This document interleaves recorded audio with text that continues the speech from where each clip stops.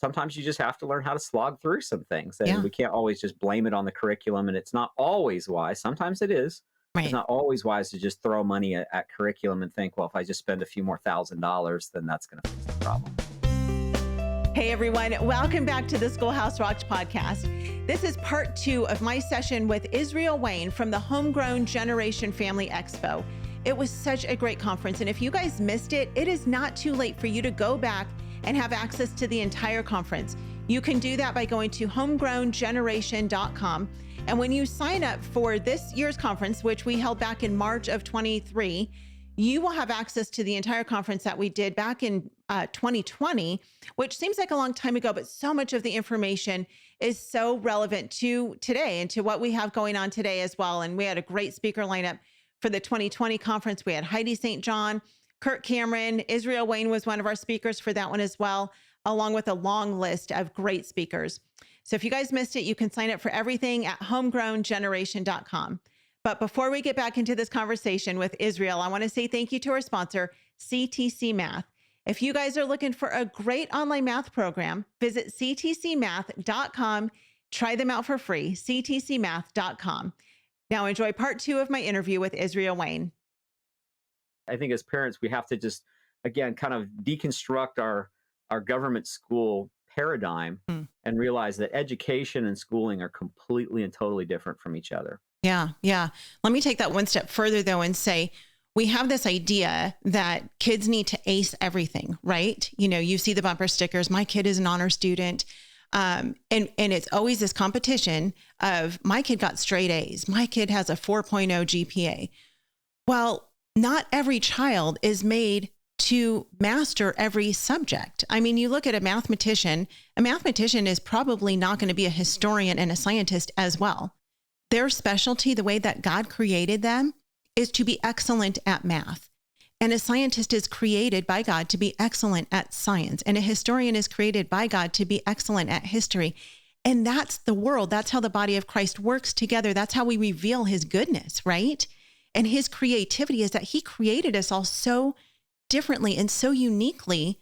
And we all have different gifts and talents and abilities. And so why do we put so much pressure on our kids to have to ace everything? You have to be an expert at every single one of these subjects, and you have to be an athlete, and you have to be an artist, and you have to be able to play music, and you have to do all these things. And we put pressure on our kids, even in the homeschool world. I'm not talking about just, traditional schooled kids. I'm saying in the homeschool world, we do this same thing where we feel like we're somehow messing it up if our kids are not experts at all of the things. And that's such wrong thinking. We have to look at our kids through the lens of Scripture and through the eyes of God, their creator, and see how he created them. And that's one of the greatest benefits of homeschooling, is that we get to be students of our children, and we don't put them in this perfect box when, they're a round peg trying to fit into this and going, oh, they don't fit. Why am I frustrated? Why is this homeschooling thing not working? Let's put them back in school into a different box. And it just doesn't make any sense. And so I'm so grateful for the blessings and the benefits of homeschooling, because we get to look at our kids, we get to study them. And as they grow, we get to see who God created them to be so that they can fit into the perfect box that God created them to fit into. And I think it, I know for myself, has taken so much weight off, just realizing my kids are who they are. They're going to do what God created them to do. And I don't have to put all that pressure on them or on myself. So one of the first things that I remember as a child that kind of gave me this idea that you can be smart in different ways is one of my best friends when I was a kid. And I don't know why we end up having the friends that we do when we're children, but we would ride bikes around the neighborhood, just a neighbor kid that I grew up with. And he went to public school, and his parents always had the bumper sticker. My kid is on the honor roll at such and such elementary school and so forth. Always a top student, always top grades. And I was not a good academic student. I was homeschooled, but I struggled. I was dyslexic. I was ADHD. I actually didn't learn how to read. I don't like brag about this, but I didn't learn how to read till I was like 11. I mean, I struggled as a student. yeah. And yet this kid was one of the smartest kids in his class. And I could never figure that out because I knew him. Like, we would go out and do stuff together. And I was always thinking to myself, how could he be the top student in his class? He is as dumb as a bag of rocks. Like the one time he when we were outside in the wintertime, he decided to go stick his tongue to the Oh, flagpole in the no. wintertime just to see what would happen. Another time he peed on the electric fence to see what would happen. Oh, I mean, this kid is no. not bright. And yet he did really good on tests and he got really good grades. And here I was, this totally stupid kid, from the world's Sure. viewpoint, right? Because I couldn't read. And it wasn't that I was stupid, I was just dyslexic. Yeah. And it didn't get identified, well, early on. And because I was good at faking it. Anyway, long story there. But as you grow up, you start to see that there's just different kinds of intelligences, Yeah. right? And some people can be super smart in an area. I have a friend who is a PhD, and that guy can't find anything. Just loses his keys constantly. He'll walk out of a store and he doesn't know where his car is. What I mean? Like brilliant in one Yeah. area, but Yeah. not in another. And so that's why I'm saying like this comparison that we have to have, like you were saying, of our child has to be like other children. No, they don't. They have to be the best version of themselves that they can Yeah. be. Really quickly, I know this is a little bit of a side trail, but I remember in the movie in Schoolhouse Rock. So Israel's part of our movie Schoolhouse Rock, the Homeschool Revolution. He's one of our cast members and has a really important part in that film. And you talk in there about how your mom never even graduated high school and raised you as a single mom. And Yeah, I find my that to mom's a be high school remarkable. dropout. Yeah. Yeah, dropped out of high school in ninth grade, homeschooled 6 kids, started her own business. Pretty amazing story. But yeah, she was a hippie. Uh-huh. It's kind of interesting because there's a kind of a new awakened Yeah. awareness of the hippie movement with this movie Jesus that came out about Revolution. the Jesus Revolution. Yeah, but my mom was a hippie, and she didn't become a Christian until I was 12. Oh, wow. So she homeschooled us initially, but not for religious reasons. And then when she became a Christian, then she was a Jesus freak, right? And so that was a whole new experience for us. But yeah, my mom taught us. And so let me just jump on that real quick. I remember when I was 12 years old, I was getting ready to start doing high school classes. And she said, "You probably wonder how it is that you're going to be able to do high school with me as your teacher when I didn't even go to high school." Yeah. I said, "Yeah, that's kind of a good question. Like, how's that going to work?" And she said, "Well, I've made a few commitments to you, and I just want to tell you what they are." She said, "I've made a commitment to teach you how to read." And she said, "That's been really painful, but we're making progress on that." I mean, by this time I would say, kind of functionally reading for about a year, Uh-huh. right? When I'm 12. And she said, "So you're starting to read." But she said, "My view is I don't have to teach you everything that there is to know in the universe because I don't know it all and you'll forget most of it anyway. But I've made a few commitments. I'm going to teach you how to read. Hmm. I'm going to teach you how to think. I'm going to teach you how to reason. Hmm. I'm going to teach you how to study and how to learn." And she said, "If you know how to read and you know how to reason and you know how to study, where to get the information that you need to get in life, you can teach yourself anything Yeah. that you want to learn in life. And so I'm going to give you the tools of education that enable you to teach yourself and you can learn anything you want to learn." And she said, "And what you do with that is up to you. Yeah. If you want to squander that and waste your time and waste your life and not apply yourself, that's on you.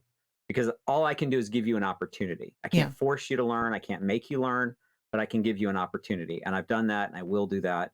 But she said, "It's ultimately going to be what you make of it." And it was kind of like the Chinese proverb of, you can give a man a fish or you Right. can teach him how to fish. Uh-huh. My mom taught me how to think and Hmm. how to learn and how to be a lifelong learner.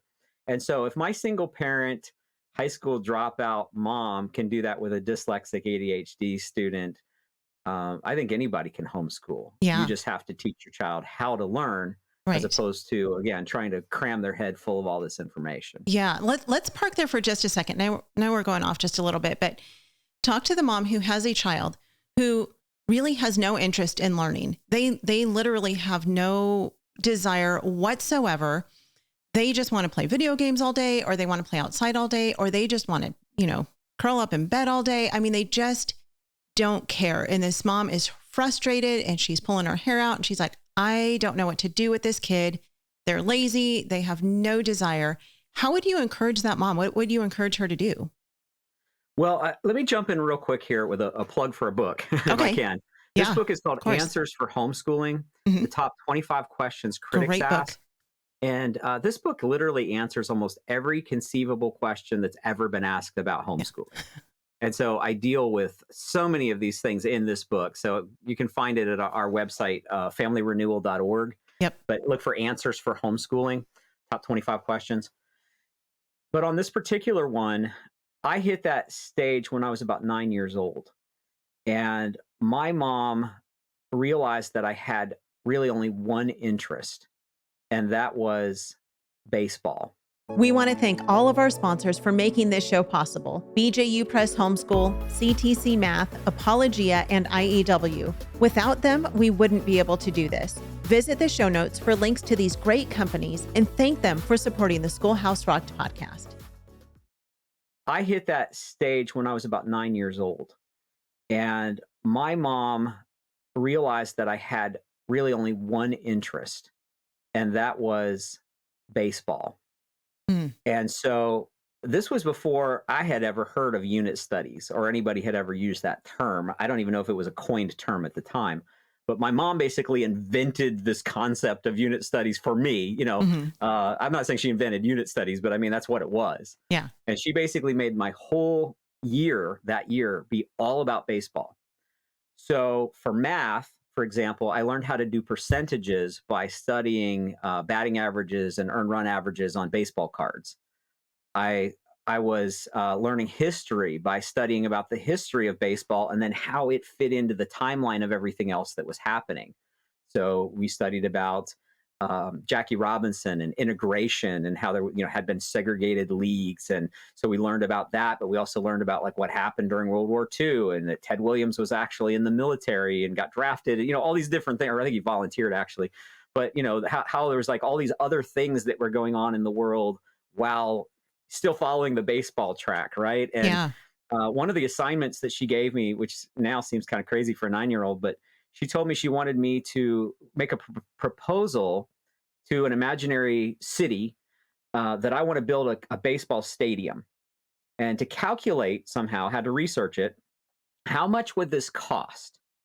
So if it was going to cost, $70 million to build the stadium, how long would it take me to recoup that money based on ticket sales? Hmm.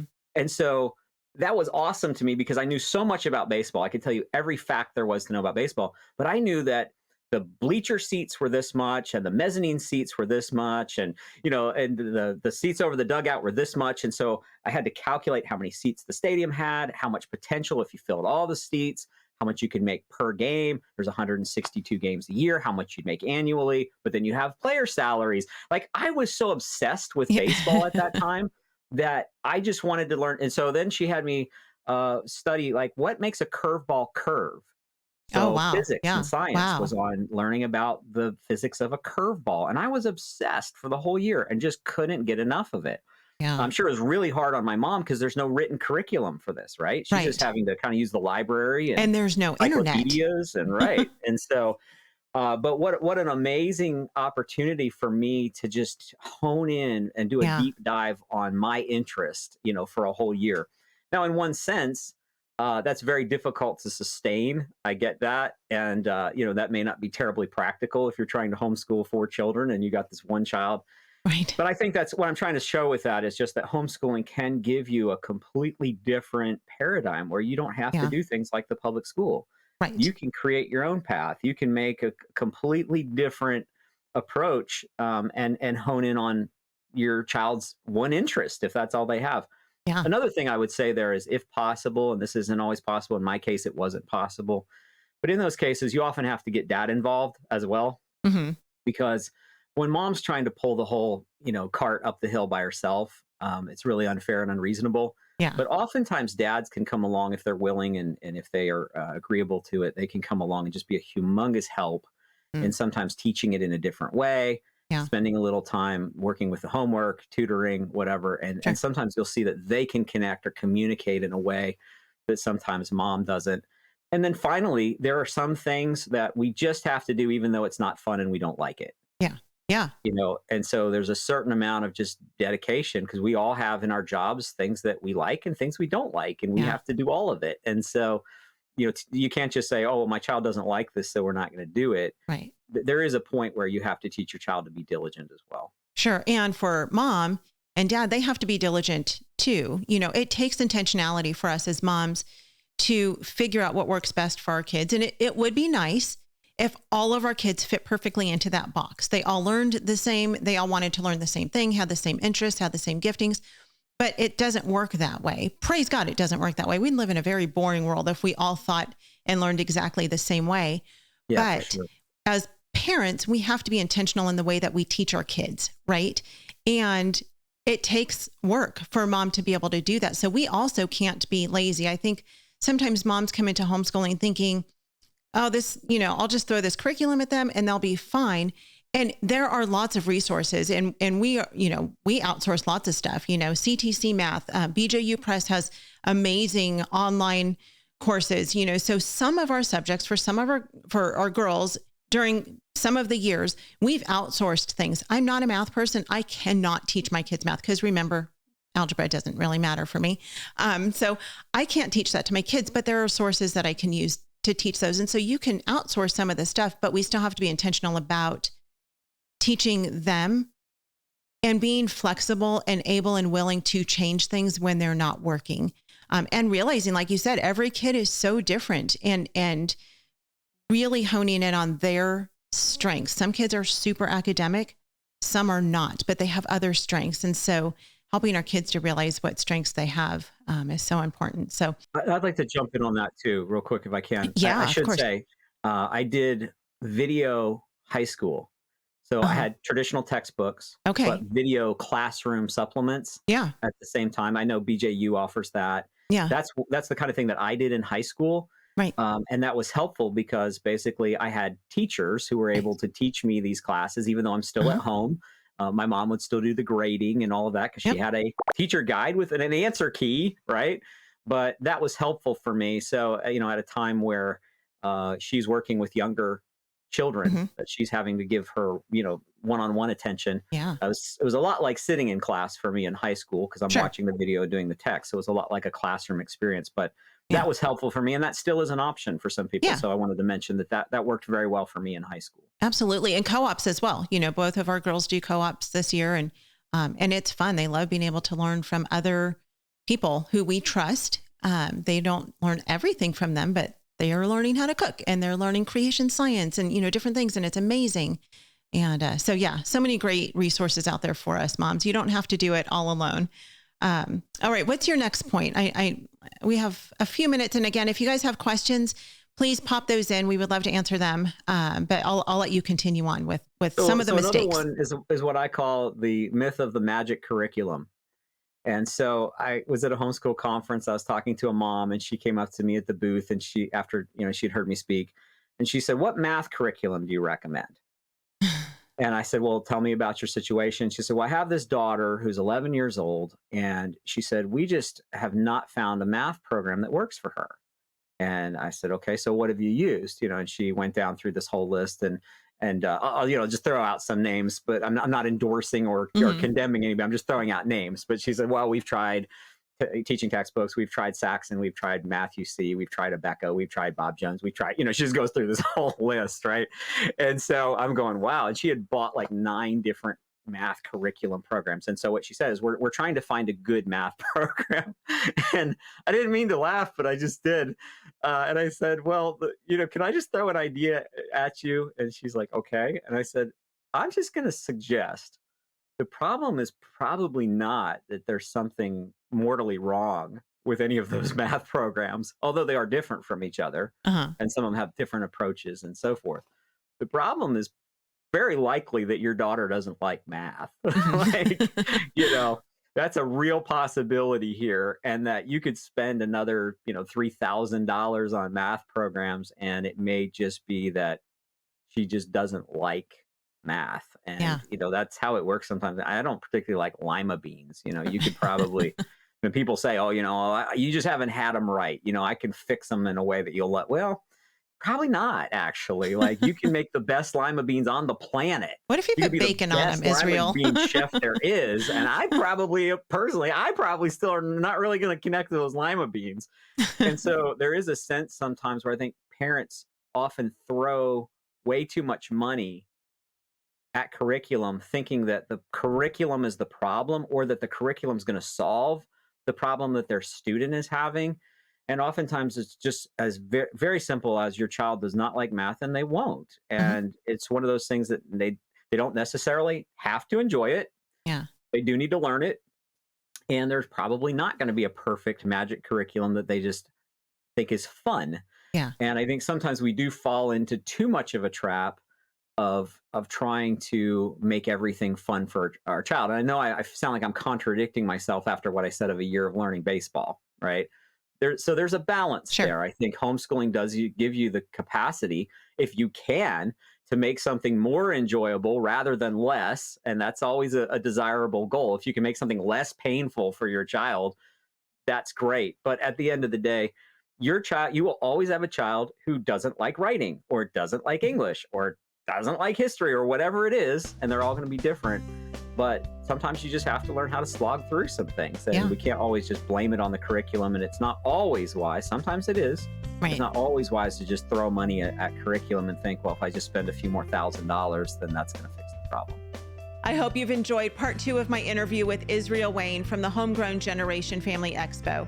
Again, it is not too late for you guys to sign up for that conference.